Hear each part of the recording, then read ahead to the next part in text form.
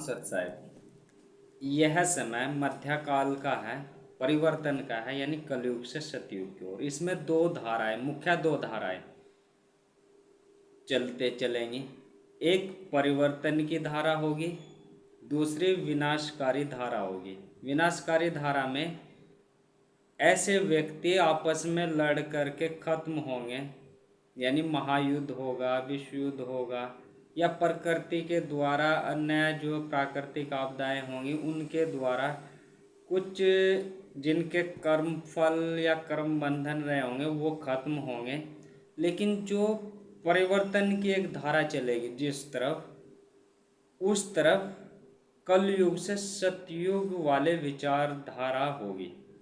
यानी वह लोग जो उस दूसरी धारा के जो व्यक्ति होंगे उनमें से जो बच जाएंगे, उनको वे लोग इस परिवर्तन वाली धारा के जो व्यक्ति होंगे, साधक होंगे, उनके विचारों से प्रेरित होकर के उनमें सम्मिलित हो जाएंगे और इस तरह से युग परिवर्तन हो जाएगा। यदि कोई व्यक्ति आज के समय में ये सोच रहा हो कि कल के अवतार बन करके हमें विनाश करेंगे, तो यह बहुत ही गलत कृत्य होगा। हमें तो केवल परिवर्तन वाली धारा चलानी है, परिवर्तन के मार्ग में अग्रसर हों, धर्म का प्रचार करें, धर्म के पथ पर चलें, धर्म का प्रचार प्रसार करके परिवर्तन एक तरह से समाज में लाने का प्रयास करना चाहिए।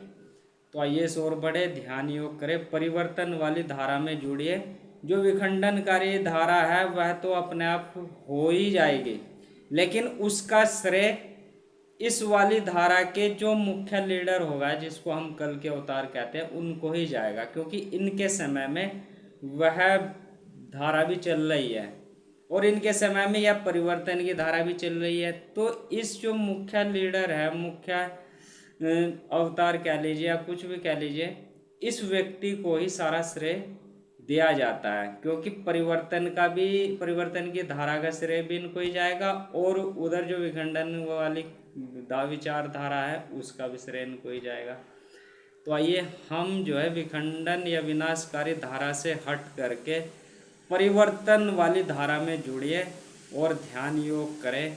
इस परिवर्तन की धारा में सबसे महत्वपूर्ण जो घटक होता है वह ध्यान योग का होता है।